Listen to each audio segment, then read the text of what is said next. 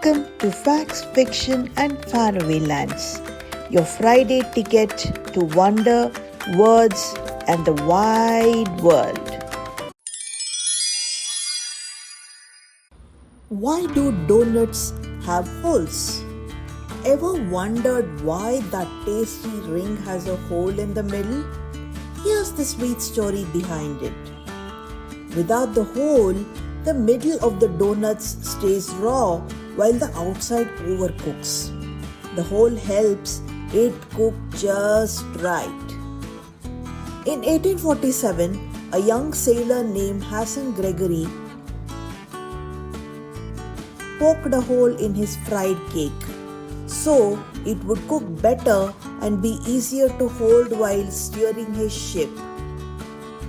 This hole makes donuts easy to pick up, hang on rods or stack on trays, neat and handy. The ring shape, it's iconic. Like Mickey Mouse ears or the golden arches, the hole is the brand. And the best part? The dough from the middle becomes little donut holes, a snack all on their own. So the next time you bite into a donut, remember, that hole has a whole lot of history. Hey wait, how about our humble Uddina Vada? Isn't it a savory donut? Ever wondered what could it be, its history? That's for another time, but for now, enjoy your donut. The magic of 99. In a peaceful village lived two men, Samu and Somu. They were neighbors with just a barbed fence separating their homes. Samu was a rich man. He had big fields, plenty of gold and many servants. But he was stingy and never happy. He spent very little, even on his family's needs, and never invited anyone over. His house was quiet, no laughter, no music, no warmth. Somu, on the other hand, was a poor man. He worked hard every single day, from sunrise to sunset, earning just enough to buy food for his family. And yet, his home was always full of smiles and joy.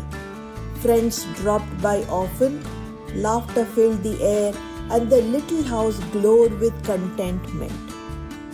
One day, Samu looked over the fence and saw Somu singing as he worked in his garden. How strange, Samu said. He has so little, yet he's so cheerful. I have everything, but my heart feels empty. Samu decided to ask the village sage for advice. The wise old man listened carefully and then smiled. I can tell you why Somu is happy and you're not, he said. But you must promise to do exactly what I say. Samu nodded eagerly. The sage handed him a small pouch and whispered, "Tonight, leave this on Somu's doorstep and watch what happens." Curious, Samu crept into Somu's house under the moonlight and left the pouch near the door. When Somu opened his door in the morning, he found the pouch and gasped. Inside were 99 gold coins. Who could have left this? He wondered aloud. 99 gold coins, I am rich! But soon his joy turned into confusion. Wait, it's 99, not 100. Who keeps 99 coins? Where is the last one? Somu suddenly felt restless. He decided he had to earn one more coin to make it 100. From that day on, Somu stopped singing. He worked for longer hours, scolded his family for wasting time, and never joined his friends. He became tired, anxious, unhappy, all for that missing one coin. A few days later, Samu visited the sage again. "Well?" asked the old man. Samu sighed. Somu looks miserable now. He's always working and frowning. What happened to his happiness? The sage said, call Somu and I will tell you together. And when Somu came, the sage said, my friend, that is the magic of 99. Once you start chasing what you don't have, you forget to enjoy what you do. Contentment disappears the moment greed enters your heart. Samu and Somu understood. They learned that happiness doesn't come from owning more. It comes from being thankful for what you already have.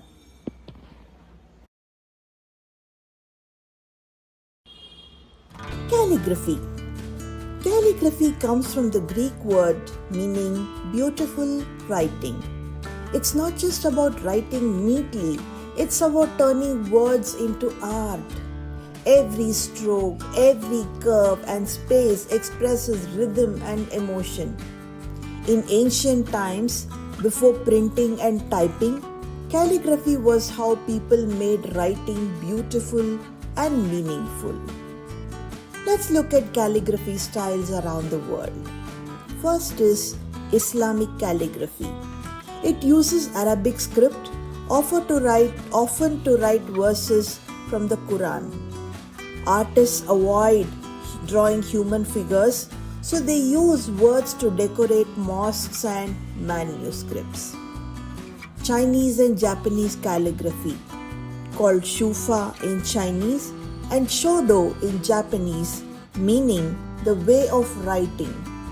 Done with ink, brush and rice paper, every stroke shows balance and patience.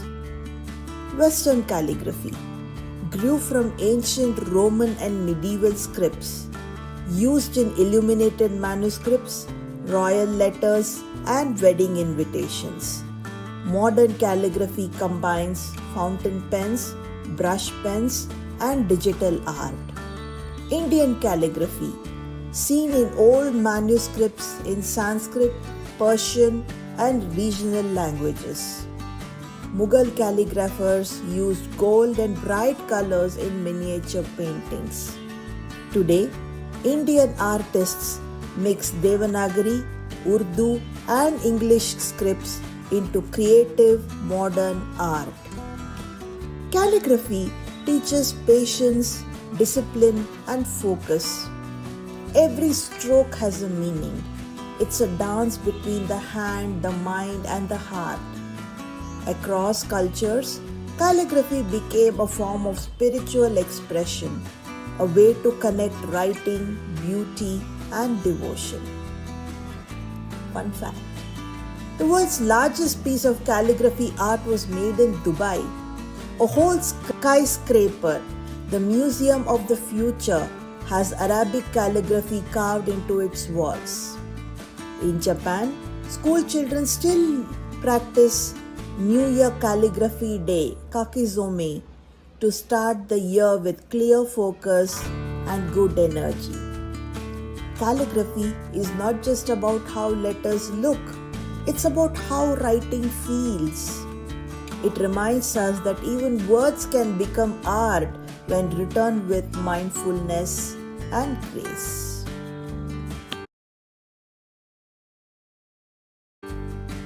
India's fiery island. Far out in the turquoise waters of the Andaman Sea lies a place that looks very different from the lush green islands around it. This is Barren Island, India's very own volcano. The name itself gives away its secret. The island is mostly empty and bare, covered in black volcanic rock and ash. No villages, no farms, no people live here. It is barren because life struggles to grow on its fiery soil.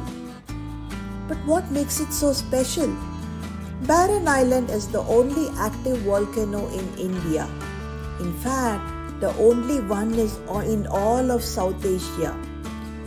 Its first recorded eruption happened way back in 1787, and since then it has rumbled, smoked, and erupted many times, most recently in the last few years.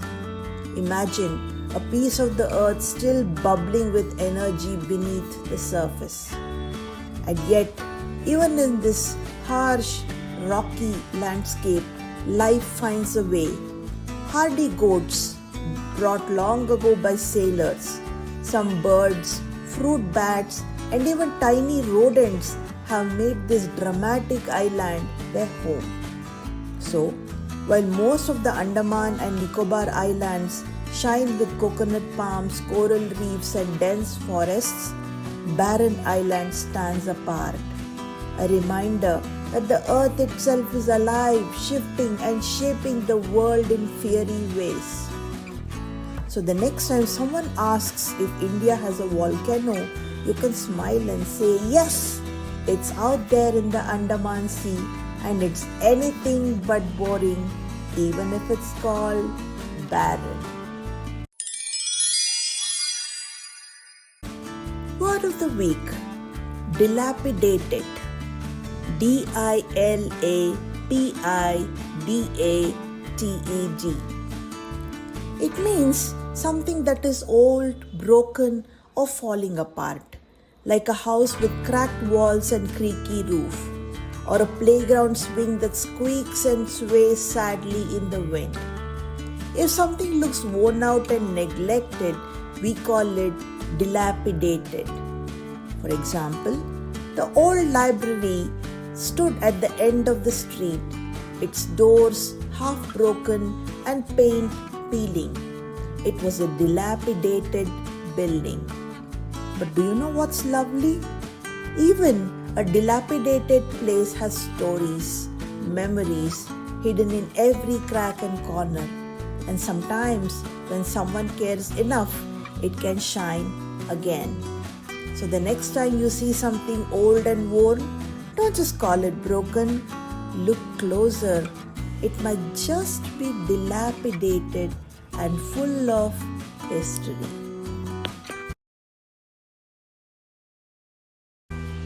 Wit of the week. Why did the Scarecrow win an award?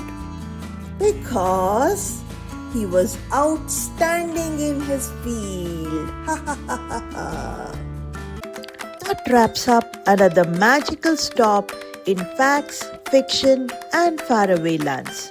Until next time, keep wondering. If you loved today's journey, don't forget to tap like, hit subscribe, and share it with your family and friends. Let's spread the magic of learning. Bye, Story Explorers. See you.